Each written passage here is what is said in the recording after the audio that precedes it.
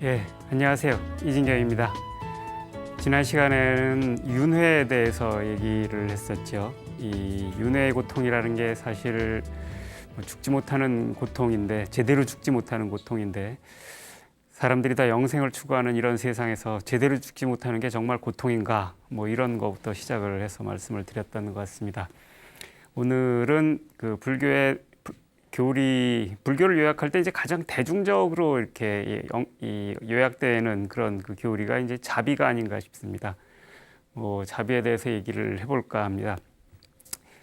그런 얘기들 많이 하죠. 이렇게 기독교는 사랑, 불교는 자비, 그다음에 이슬람교는 우애, 이런 식으로 이렇게 이 종교의 기본 사상을 요약을 할 때 이 기독교나 다른 종교랑 대비할 때 이제 자비라는 말이 가장 이렇게 전면에 드러나게 되는데, 사실 생각해 보면은 사랑이나 자비나 우애나 다 비슷한 거죠. 이렇게 다 서로 사랑하라라고 하는 이런 얘기인 셈이어서, 사실 틀린 얘기는 아니겠지만 이렇게만 이해를 해버리면은 불교의 고유한 내용이라는 게 과연 무엇일까?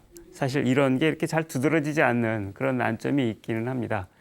그런 점에서 이제 사랑이나 우애 이런 것도 있겠지만, 어쨌든 불교에서 자비를 얘기를 할 때 자비를 고유하게, 자비라는 개념을 이렇게 특이하게 불교 고유하게 만들어주는 것은 무언지, 이런 것에 이제 그렇게 포커스를 맞춰서 얘기를 해보는 게 좋지 않을까 생각을 합니다.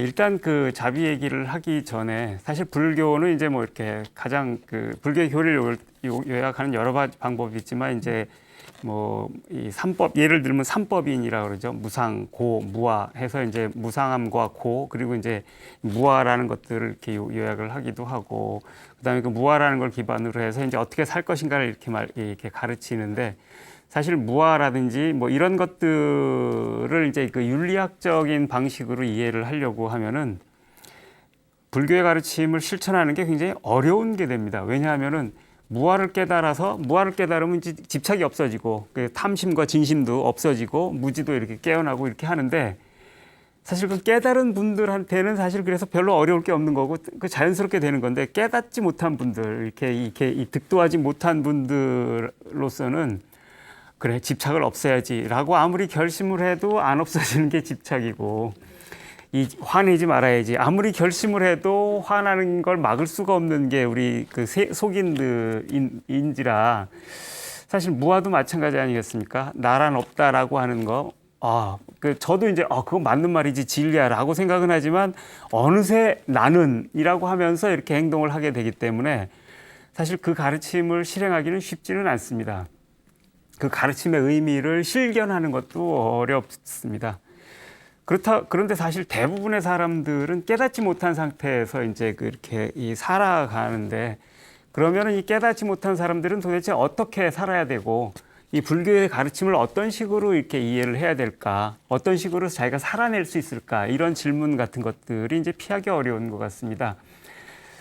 근데 이제 제가 이렇게 아는 스님 한 분이 이제 그런 얘기를 하시더라고요. 이 깨닫지 못한 사람은 깨달은 사람처럼 살면 된다고. 그러면 깨달은 사람으로 평생을 깨달은 사람처럼 살 수 있으면 그게 깨달은 사람이라고, 이렇게 얘기를 하셔서 빵 하고 이제 한 방 이렇게 맞은 느낌 같은 것을 받은 적이 있었습니다. 이 처럼이라는 말이 생각보다 중요하다. 별거 아닌 것 같고, 어떻게 보면 흉내내라는 말인가 아닌가 이런 생각이 들 수도 있습니다.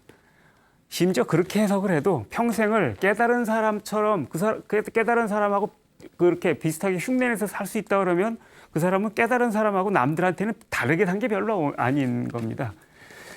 그리고 또 한편 이렇게 생각을 해보면은, 여러분들은 어떤지 모르겠지만 가끔 이렇게 일부러 화를 내야 될 때가 있습니다. 이제 얘한테 이거 어떤 얘기를 해야 될 때, 실제로는 화가 나면은 안 되는데, 화가 난 건 아니지만 얘한테 이제 엄하게 얘기를 하기 위해서 화난 것처럼 이렇게 해야 될 때가 있는데, 화난 것처럼 행동하려고 하면 진짜 화가 납니다. 그렇지 않습니까? 슬픈 것처럼 이렇게 옛날에, 요새는 안 그렇지만 옛날엔 장례식장에 이제 곡을 하지 않습니까? 저희 어머니는 얼마 전에 이렇게 이렇게 외숙모가 돌아가셔서 같이 이렇게 장례식장에 갔는데, 그냥 들어가서 그냥 엎어져서 곡을 하시더라고요. 그러니까 이 나이가 많으시고 옛날식으로 이렇게 장례식을 해본 경험이 있으니까, 그냥 의례적인 곡인데 근데 곡을 하는데 곡을 하면 정말로 눈물이 나고 정말 이렇게 슬픈 감정이 일어납니다. 옆에서 보는 저도 눈물이 납니다. 그래서 슬픈 것처럼 행동하면 슬퍼지는 겁니다. 사실은 이게 굉장히 어렵습니다. 근데 이 말은 뭐냐 그러면은 뭐뭐처럼 행동한다, 깨달은 사람처럼 행동한다 그러면은 우리 신체가 깨달은 사람처럼 될 가능성이 대단히 크다는 뜻을 갖고 있는 것이기도 합니다. 우리가 이제 기쁘면 웃음이 나오지 않습니까? 근데 억지로라도 웃으면 마음이 기뻐집니다.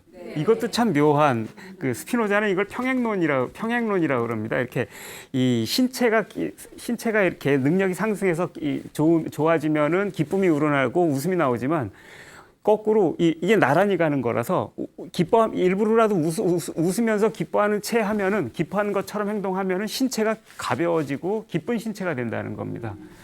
그래서 이 처럼이라는 말은 쉽게 그냥 이렇게 툭 쳐버릴 수 있는 그런 말이 아닙니다.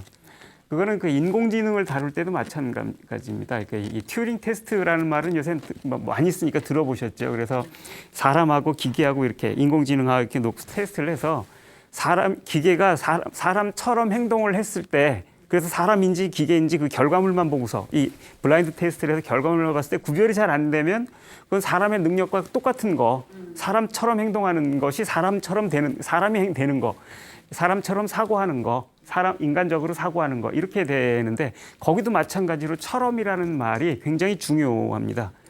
튜링 테스트를 통과한다는 건 기계가 사람처럼 행동한다는 것을 뜻하는 겁니다.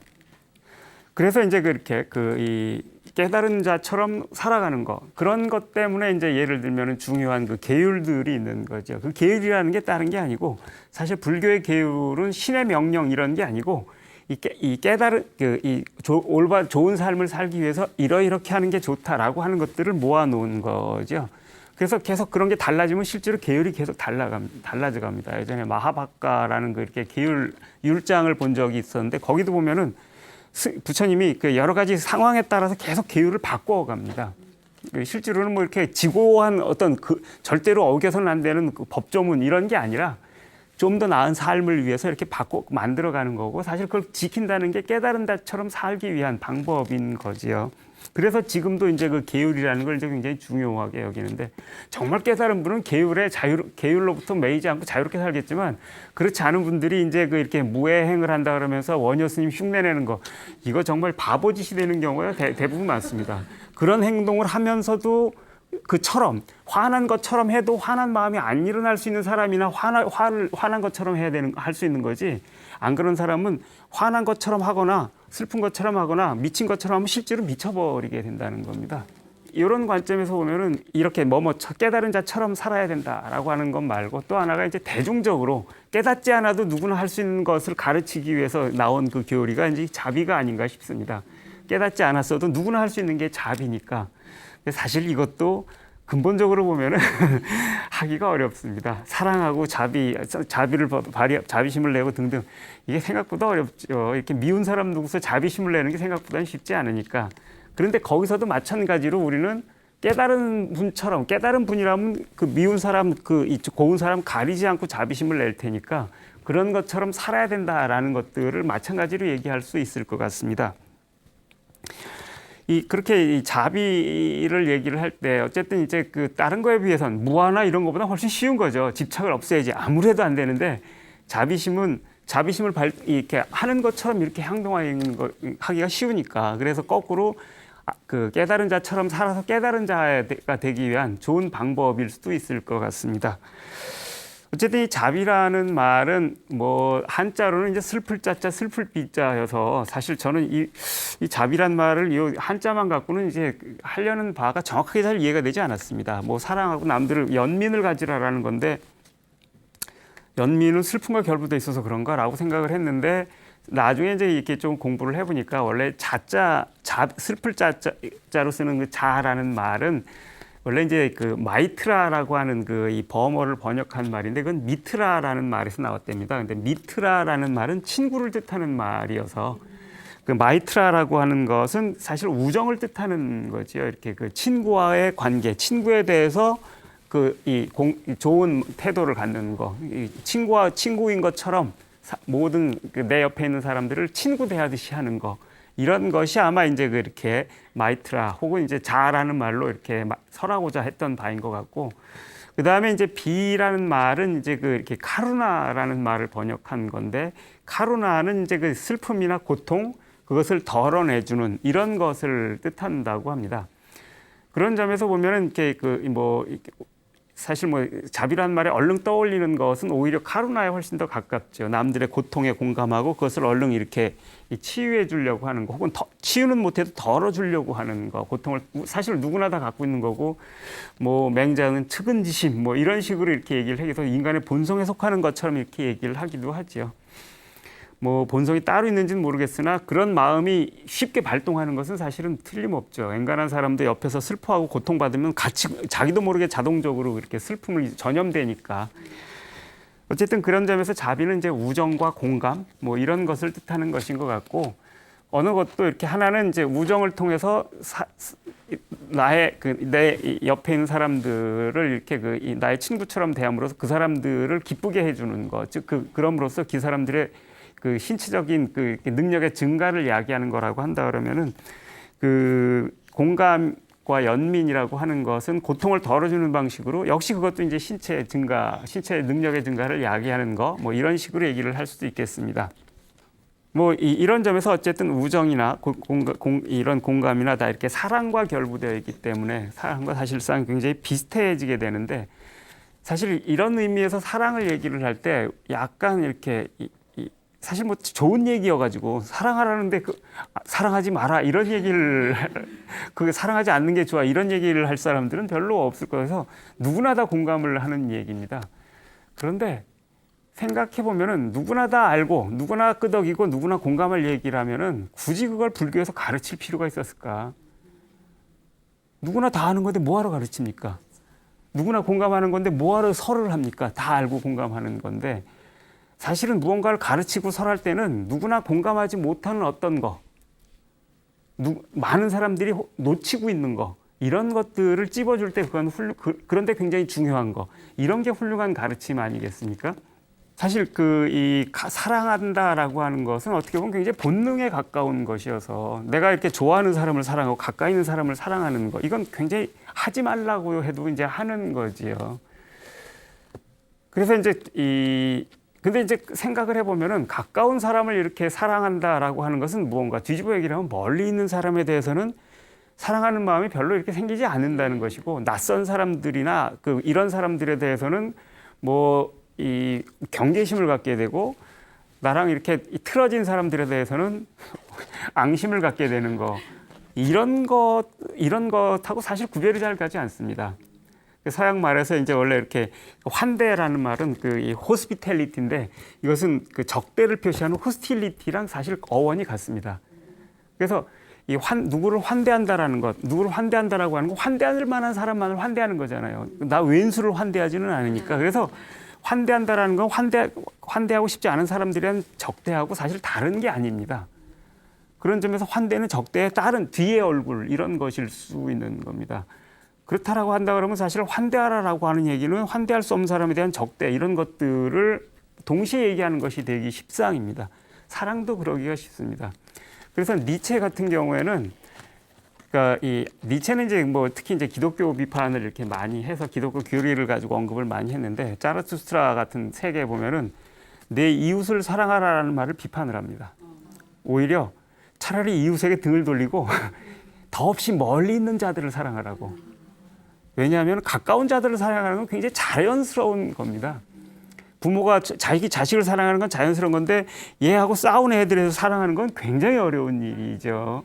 낯선 놈들, 저걸 어떻게, 얘가 유기할지도 모르고 다치게 할지도 모르는데, 이렇게 되기 때문에 사랑은 가까운 사람한테만 이렇게 보통 가게 되기 때문에, 오히려 이제 니체는 그거에 반해야 한다는 겁니다. 멀리 있는 사람을 사랑할 수 있을 때 진짜 그것은 사랑이라고 할 만한 거고, 미워할 이유가 있는 사람인데 그 사람을 사랑하려고 할 때, 그래서 그게 통상적이지 않은, 그러니까 사실 미워하는 사람하고 싸워서 적대하게 되면 관계는 나빠지고 세상은 이렇게 되는데, 이걸 넘어갈 수 있어야 되기 때문에, 넘어갈 수 있기 위해서는 사실은 가장 멀리 있는 자들을 사랑해야 된다라고 이렇게 얘기를 하는 거지요.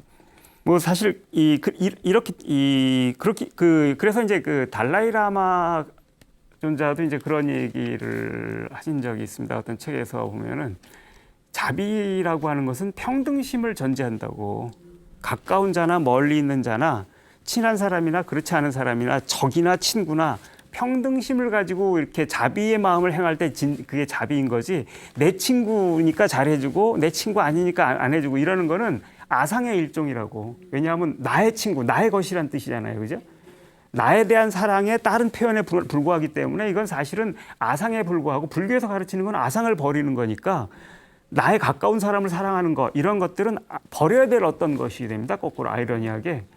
사실은 뭐 굳이 버릴 건 없겠지만 내가 가까운 사람하고 멀리 있는 사람을 똑같이 정말 사랑하는가를 끊임없이 다시 생각을 하면서 멀리 있는 사람들, 낯선 사람들에 대해서 열린 태도와 친구를 대하는 태도, 사랑하는 태도를 견지할 수 있을 때 그게 진정 자비라는 말에 이렇게 갑한다라고 이렇게 얘기를 하는 셈인 거지요. 그래서 내 이웃을 사랑하라라고 하는 것에 딱 머물러 버리면은 이웃이 아닌 자들에 대해서는 배제의 선을 긋게 되기 때문에 사랑받고자 하는 사람들은 이웃이 되려고 애를 쓰게 됩니다. 예전에 미국에 보면 이제 멕시코나 이 라틴 아메리카 쪽 히스패닉들이 굉장히 많죠. 이민자들이. 그리고 이제 지금은 트럼프 대통령이 담벼락을 막 세우고 했지만 예전에도 어쨌든 담벼락이 있었지만 계속 넘어가는 사람들이 많았습니다. 이민자들이 많았는데 이민자들을 계속 이렇게 불법 이민자들을 쫓아내려는 시도가 이제 반복되고 막 이랬고, 그 다음에 이민자들에 대한 적대 정책 같은 것들이 계속되어서 그랬을 텐데, 어느 날 이렇게 이 히스패닉계 이민자들이 대거 모여가지고서 집회를 했답니다. 집회를 하면서 우리도 미국인이라고 집회를 한 겁니다. 그러면서 우리도 미국인이라고 집회를 하면서 스페인어로 미국 국가를 불렀답니다. 근데 이게 굉장히 이제 문제가 된 겁니다. 아니, 미국 국가를 영어가 아니고 스페인어로 불러? 이게 조금 곤혹스러운 겁니다. 미국인들로 봤을 때는. 예를 들면 한국 애국가를 일본어로 부른다고 생각을 해보십시오. 이게 조금 당혹스럽지 않습니까? 이건 애국하자는 얘기인데 왜 일본 사람들이 일본어로 불러? 이게 조금 곤혹스러운 거죠. 근데 이제 그래서 나중에 이제 뭐 법원이나 이런 데서 미국 국가는 미국어 영어로 불러야 된다라고 해서 그거에 대해서 뭐 이렇게 얘기를 하기도 했다고 하는데, 왜 이 사람들은 이렇게 나는 모여가지고 자기들이 히스패닉인데 모여가지고 우리는 미국인이다 이러면서 성적이 영어나라 이런 미국 국가를 불렀을까? 그런 겁니다. 우리는 네 이웃이고 미국인이야. 그러니까 우리도 사랑해줘. 사실은 이게 먼 이방인들이고 이민자들이기 때문에 배제하고 쫓아내려고 하는 것들이 부담스러워서 네가 사랑하는 이웃이야 우리도라고 하면서 이웃이 되려고 이렇게 하는 건데, 그게 거꾸로 보여주는 건 이웃이 아니었다라는 걸 보여주는 거예요. 이웃이 지금도 아니다라는 걸 보여주는 거죠. 그러니까 미국은 굉장히 프로테스탄트 교리에 굉장히 충실한 원리주의적인 나라인데 그 이웃사랑의 교리 분명히 실천하고 있을 텐데 그 이웃사랑의 교리가 이 경계선 바깥, 국경 바깥에 있는 사람들에게는 사실은 통하지 않았던 것이었던 겁니다. 이런 게 사실은 세상사를 힘들게 만드는 거죠. 우리도 뭐 마찬가지 아니겠습니까? 일본 사람들 얘기하면 이렇게 거리를 둬버리는데, 저도 이제 일본 분들 친구들도 많고 아는 분들도 많은데 정말 좋은 분들도 많습니다. 물론 아주 곤혹스럽게 하는 못된 사람들도 많죠. 일본에 보면 특히 정치인들이나 유명한 사람들은 그런 경우들이 많은데, 제가 이렇게 독일에도 가보고 여러 군데 가봤는데 어느 나라나 좋은 사람도 있고 나쁜 사람도 있습니다. 한국도 마찬가지 아니에요? 그거를 갖다가 그 나라 하나로 나쁜 놈들, 어디는 좋은 놈들, 이거 바보 같은 생각입니다. 근데 어쨌건 이제 이렇게 이 자비를 이렇게 멀리 있는 사람들을 평등심을 가지고 사랑할 수 있는 거, 이게 거꾸로 자비라는 말에 이렇게 진정한 핵심에 가깝다라는 겁니다.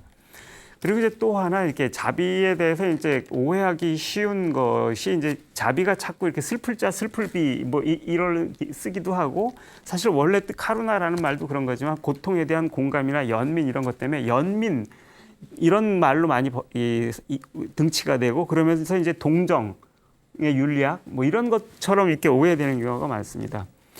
사실 동정이 필요한 사람들은 동정을 하는 것도 좋은 일이기는 하지요. 근데 이 동정의 윤리학이라고 하는 것은 엄격하게 따져보면은 동정하는 사람에게나 동정받는 사람에게나 그다지 이렇게 좋은 경우가 되질 못합니다. 예전에 이렇게 캄보디아 그 앙코르와트에 이제 이렇게 가보고 싶어서 거기 이제 그 일 간 적이 있었는데 거기 갈 때 그 관광 책자에도 그런 게 나오더라고요. 거기 이렇게 동냥을 하러 다니는 애들이 많이 있는데 절대 주지 말라고.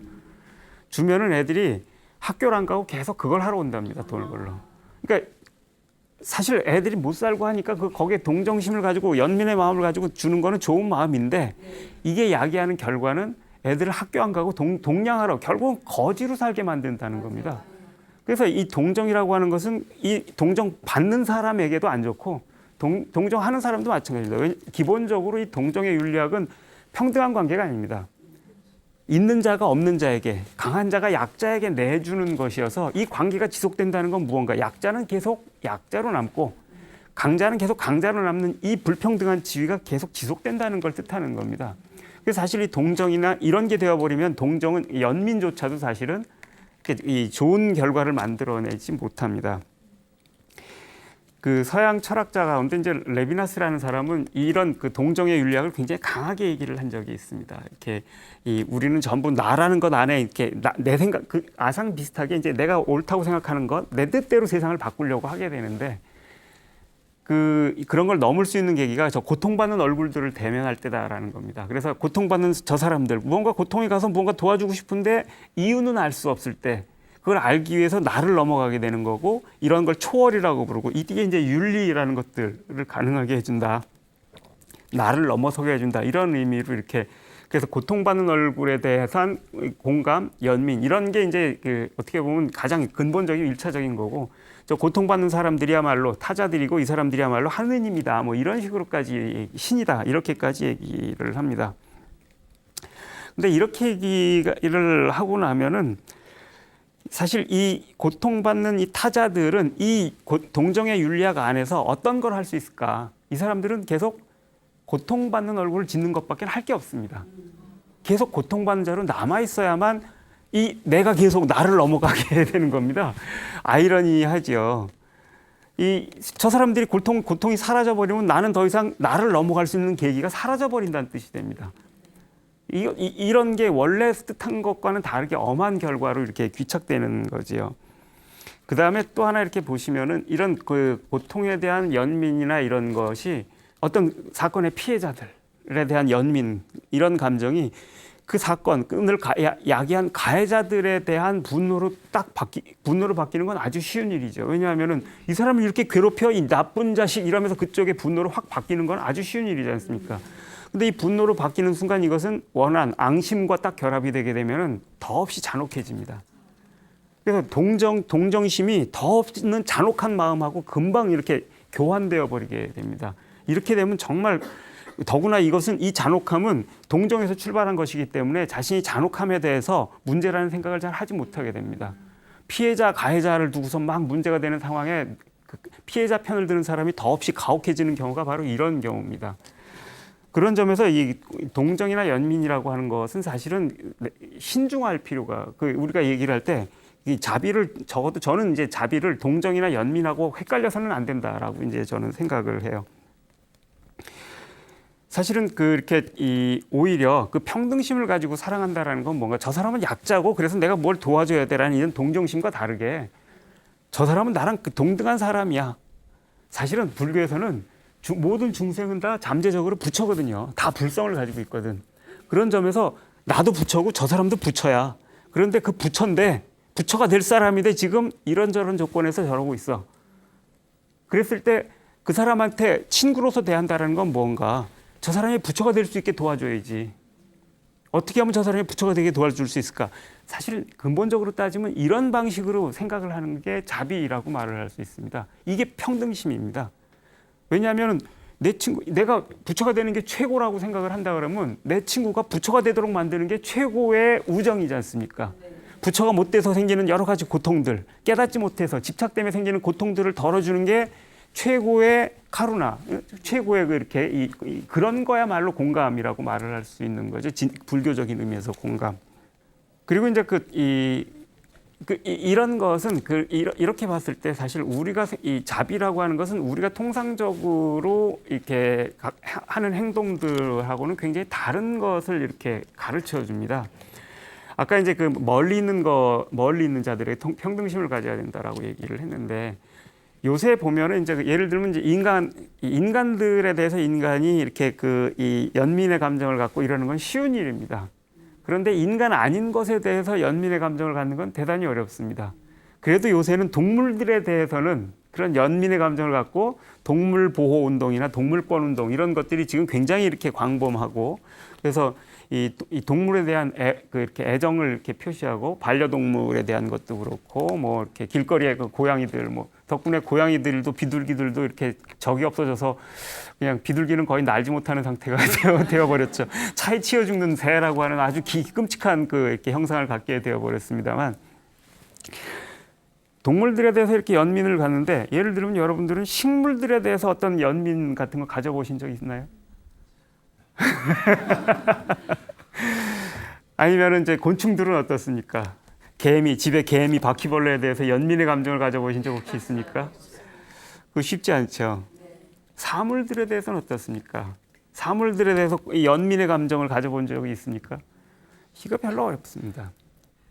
이거 평등하지 않은 거예요. 우리 평등심이 아닌 겁니다. 그래서 동물들에 대해서 이렇게 강하게 동물권을 주장하는 분들의 얘기를 들어봐도 그렇습니다. 이 미국의 피터 싱어라는 분이 이제 그 동물 보호 운동의 굉장히 중요한 이론가입니다. 이분은 이제 이 공리주의라고 하는 것에 기반해 가지고 이제 동물권을 주장을 하는데 그 핵심적인 얘기가 뭐냐면 동물들도 고통을 느낀다는 겁니다. 그랬을 때 동물들을 그러니까 육식을 안 할 수는 없으니까 그렇기는 하지만 육식을 할 때 하더라도 동물들의 고통을 최소화해야 된다. 뭐 이런 겁니다. 그래서 그 불필요한 고통들을 극소화하는 거 이게 이 사람이 이렇게 동물권에 대해서 이게 동물 보호 운동을 방향짓는 겁니다.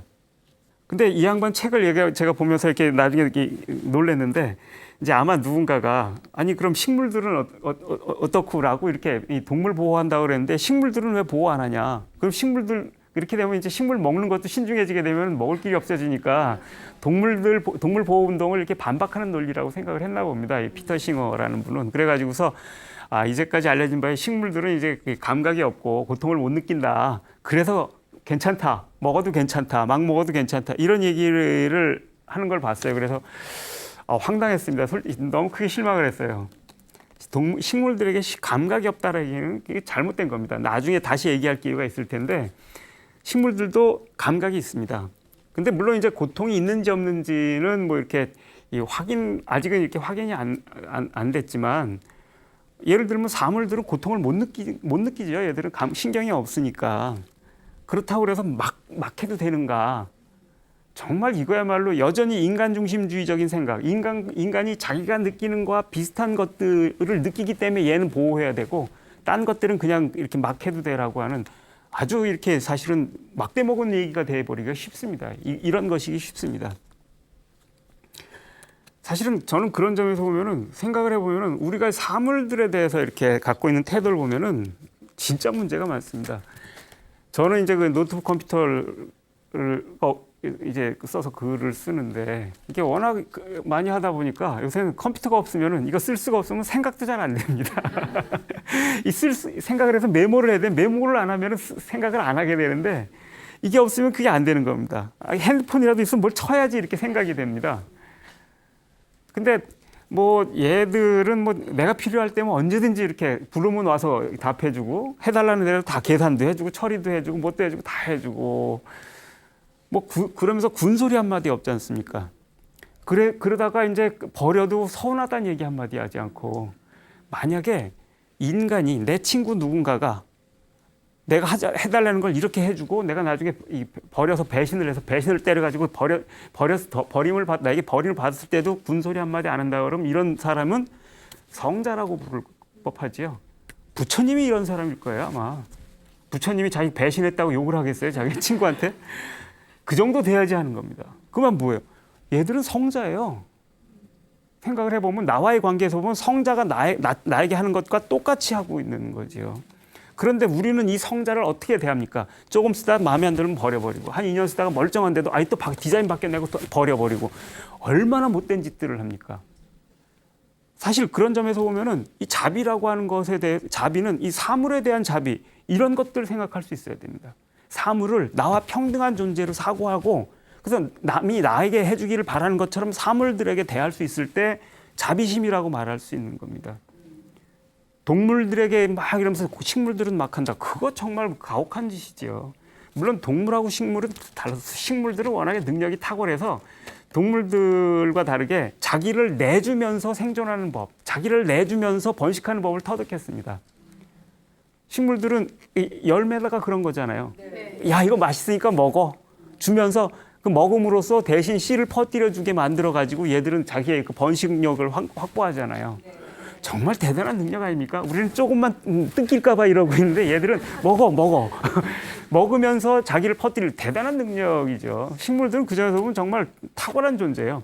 쓴자리에서 햇빛만 있으면 뭐 먹지 않아도 잘 살 수 있는 데다가 먹으라고 내주면서 자기를 이렇게 퍼뜨려 갈 수 있는 존재니까 진짜 그 주는 거, 보시가 이제 그 생활화된 보시가 생물학적 그 신체로 바뀌어버린 이런 존재라고 할 수 있는데 이런 것 때문에 사실은 식물들을 먹는 것하고 동물들을 먹는 것은 관계가 이렇게 똑같지 않습니다. 틀림없이. 아마 이렇게 이런 생각이 미쳤으면 피터 싱어가 그렇게 바보 같은 얘기를 안 했을 텐데 얘들은 고통을 못 느끼니까 막 먹어도 돼. 그 바보 같은 얘기죠. 고통을 느끼건 못 느끼건 친구로 대한다라는 이런 마음으로 정말 우리는 대할 수 있는가 이렇게 물어야 되는 겁니다. 물론 이제 그랬을 때 사물도 식물도 동물도 다 감각이나 그 감정이나 이런 게 다 다르기 때문에 똑같이 대한다고 똑같은 평등심을 가져도 다 다르게 대하게 됩니다. 그 조건에 연기적 조건에 따라 다르게 대하게 되니까. 그런데 그 바탕에는 평등심이 깔려 있어야 된다는 거죠. 그런 점에서 이렇게 자비라고 하는 것은 우리가 흔히 생각하는 동정심 이런 게 동정심은 정말로 고통에 대한 연민 이걸 헤어나지를 못합니다. 이거와는 다른 차원에서 이렇게 사고할 수 있어야 됩니다. 그것을 친구로서 대할 수 있는 거. 그리고 근본적으로 얘들도 불성을 가지고 다 부처, 잠재적인 부처 이런 것으로 대할 수 있어야 된다라는 말입니다. 그래서 이제 이 불교에서도 이제 자비를 여러 가지로 이렇게 등급을 나누어서 이렇게 중생들 간의 그 관계를 말할 때도 있고 부처들 간의 관계 뭐 이렇게 이런 걸 얘기를 할 때도 있는데 그 다음에 이제 그 또 하나 이렇게 이 중요한 것은 혹은 이제 중요하지만 이렇게 자비를 얘기를 할 때 조금 난감해지는 사태가 있습니다. 모든 사람들을 다, 모든 존재자들을 다 그렇게 평등심을 갖고 대하라, 그렇게 우정을 가지고 대하라라고 이렇게 얘기를 하는데 예를 들면은 그렇게 봤을 때 이제 나에게 해를 가한 사람, 가해자들에 대해서 내가 정말 이렇게 그 평등심을 가지고 나를 나하듯이 할 수 있을까? 근데 할 수 있다 하더라도 정말 그래야 돼? 라고 이렇게 반문을 할 겁니다. 피해자들이라면은 꼭 가해자 피해자가 아니라도 그렇습니다. 범죄자들, 나쁜 짓을 하는 놈들한테 똑같이 그렇게 사랑하고 우정을 가져라 이렇게 얘기할 수 있는가? 세상에 나쁜 놈들 진짜 많지 않습니까? 뿐만 아니라 이제 그 권력을 행사하고 남들을 못 살게 구는 이런 자들 그냥 두면은 정말 그 이기적으로 자기 욕심 채우느라고 남들 거 다 갈취해가는 이런 놈들에 대해서 친구로서 대하라. 정말 그럴 수 있을까? 정말 그래야 되나? 이런 그 의문 같은 것들은 이제 피하기가 어렵지요. 그런 점에서 보면 차라리 미워해야 할 놈들은 미워해야 되는 거 아니야? 응? 미움과 분노라는 거 없이 어떻게 세상이 똑바로지겠어? 이런 생각을 하게 되지 않습니까? 근데 이제 이랬을 때 그 자비가 정말 이런 조건에서도 가능한가? 이때 불가능해진다 그러면 사실은 그 평등심으로서의 자비라는 건 말하기가 어려워지는 난점 같은 게 있습니다. 굉장히 치명적인 문제입니다. 근데 이제 근데 여기서 이것도 이제 그 자비라고 하는 것이 뭐 차라리 동정보다는 우정이다라고 말하는 게 훨씬 더 이렇게 이걸 이해하는데 좋다는 생각이 드는데 저는 이제 이렇게 수유 넘어 104라고 하는 지식 공동체, 지식인이 아니고 지식 공동체, 지식을 주로 이렇게 매개로 해서 만나는 공동체를 이렇게 하고 있는데 이 공동체는 예전에 말씀을 드린 적이 있었는데 이제 공동체는 기본적으로 선물에 의해서 만들어지는 관계라고 할 수 있습니다. 코뮌, 서양의 코뮌에서 코뮌 할 때 그 뮌은 무누스, 선물이라는 말에서 나온 것이어서 선물을 통해서 결합된 관계 이런 것입니다. 그래서 선물에 의해서 만들어지고 유지가 되는 이런 관계가 이제 공동체입니다. 근데 그러니까 이제 그 공동체는 선물하는 사람들도 많고 또 오는 사람들에게 무언가를 선물할 수 있어야만 사람들이 계속 오고 이렇게 됩니다. 선물이 굉장히 중요합니다. 그런데 그러다 보면은 짜증나는 경우들이 있습니다. 남한테 선물을 받으면서 자기가 할 줄 모르는 놈들이 있습니다.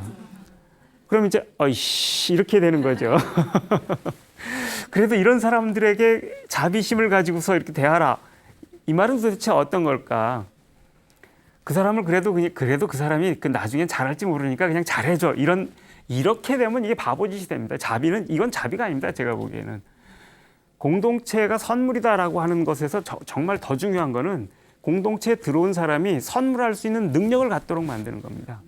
선물 받는 것보다 더 센 능력이 선물하는 능력이잖아요. 이 사람이 남들에게 선물할 수 있는 사람으로 만들어줘야 됩니다. 선물할 수 있는 방법을, 선물하는 능력을 가르쳐야 됩니다.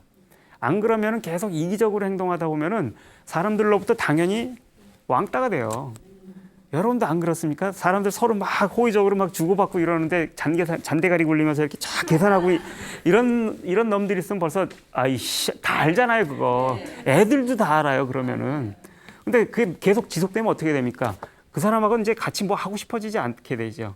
이러면 이 사람은 왕따가 됩니다. 그럼 이 사람은 어떻게 보면은 가장 중요한 게 돈 몇 푼이 아니고 인간관계고 서로가 호의를 갖고 우정을 갖고 맺을 수 있는 이런 관계인데 이 관계를 잃어버리게 됩니다.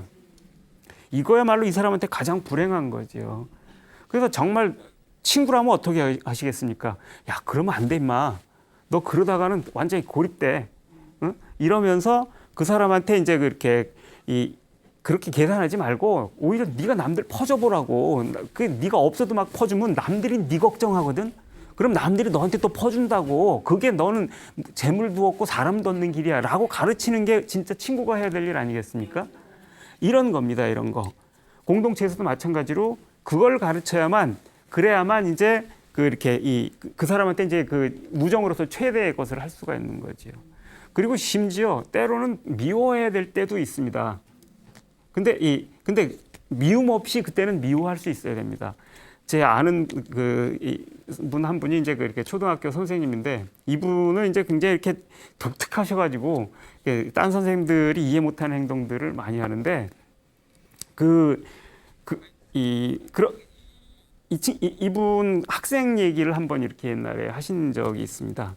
자기 반 학생인데 굉장히 애가 거칠고 싸움도 많이 하고 막 이래가지고서 아주 이렇게 문제아였다고 합니다. 근데 이제 어느 날은 이 친구가 이제 옆반에 가서 어떤 여자애를 이제 머리끄댕이를 잡아가지고 이제 뭐 이렇게 문제가 돼가지고 달려갔답니다. 왜 그랬어? 그랬더니 제가 자기를 굉장히 기분 나쁘게 쳐다봤다라는 거예요. 그래서 기분 나빠서 화가 나가지고서 이제 가서 그랬답니다. 그래서 그래 하고서 이렇게 걔를 이렇게 데리고 이제 그 여자 옆에 갔답니다. 그래서 여자의 보는 앞에서 머리끄댕이를 머리끄댕이를 확 쥐고서 한참 흔들었답니다. 그러니까 얘는 기겁을 하고 얘만 기겁을 한 게 아니라 그 여학생 애도 이제 기겁을 한 거예요. 선생님 왜 이러세요? 사람들은 이제 거기 다 몰려서 난리가 난 겁니다. 그러면서 너 일로 와 하고서는 이제 너도 일로 와 하고서 그 여학생하고 둘 끌고 가서 이제 그 쉬는 시간 끝날 때까지 붙들고 있었고 얘는 이제 성질 사나운 애니까 이제 선생님 손 핥히고 뜯고 난리를 쳤는데도 꽉 쥐고서 이렇게 안 놓아졌답니다. 그리고 이제 쉬는 시간 끝나는 벨이 울렸을 때 여자애는 이제 자 이제 가봐라고 하고 얘는 이제 풀어줬답니다. 그러면서 네가 너를 위해서 싸워줄 부모님이 있었으면 내가 안 이랬을 거라고 내 손이 이렇게 안 아팠을 거라고 이랬답니다. 무슨 얘기냐고 그러니까 얘가 이제 부모님이 없어서 큰아버지랑 같이 사는데 큰아버지는 비정규직으로 막노동을 하신대요. 근데 큰아버지도 애가 셋이 있는데 얘랑 얘 형까지 조카 둘을 해서 5을 키운대. 그러니까 학교에서 무슨 사고 났다 그러면 와서 돌봐줄 수 있는 상황이 아닌 거야.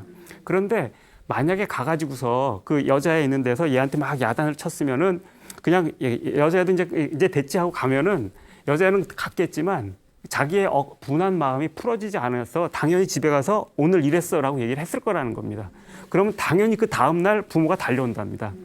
달려와서 걔 내놓으라고 이럴 텐데 와서 싸워줄 부모가 없으니까 얘는 그냥 일방적으로 깨지게 돼 있다는 겁니다. 그래서 거기서 그 여자애조차 당황할 정도로 애를 이렇게 해버린 겁니다. 그 애가 미워서 그러는 게 아니고 이렇게 해야지 안 올 것 같으니까 그랬다는 겁니다. 그 얘기 듣고서 정말 그러니까 이 양반은 그 꼬마가 정말 안타까워서 그 자비심으로 그런 겁니다. 자비심으로 애를 그냥 구박을 이렇게 한 겁니다. 감정 없이 이렇게 한 거죠. 애가 알아들었을까 그거를. 참 궁금했는데 사실 제가 이제 불교를 철학하다라는 책을 쓰면서 그걸 인용할 때는 그 결과를 모르는 상태에서 썼습니다. 근데 나중에 이제 그분한테 다시 물어봤어요. 걔 어떻게 됐어요? 그 학기가 끝났을 때 봄방학 할 때 그 꼬마가 소래눈이라는 음료수를 하나 달고 와서 턱 놓고 가더래요. 알았던 거죠, 애도. 선생님이 왜 그랬는지 알았던 거죠. 이런 게 이제 미움 없이 미워할 수 있는 거. 이게 사실 여기서 이제 이 교사의 자비심이 보이십니까? 이 교사는 그것 때문에 또 이제 학교에서 떤 선생님한테 또 욕을 많이 먹었다고 그래요.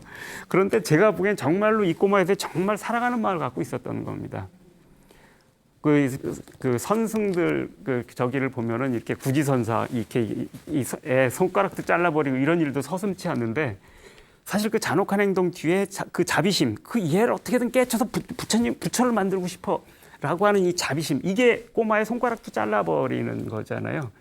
사실은 이제 그럴 수도 있는 것이 자비심이라는 겁니다. 자비심이라는 게 겉으로 곱게 잘해주는 거 이런 게 아니라는 겁니다. 진짜 그 사람을 원한다면은 미움 없이 미워할 수도 있고 때로는 그 사람에게 정말 중요한 걸 가르치기 위해서 그렇게 강하게 이렇게 사람을 구박을 할 수도 있는.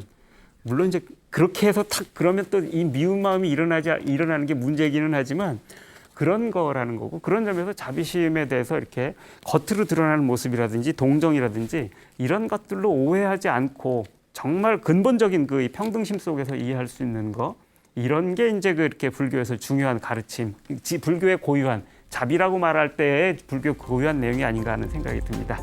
자, 오늘은 여기까지 하겠습니다.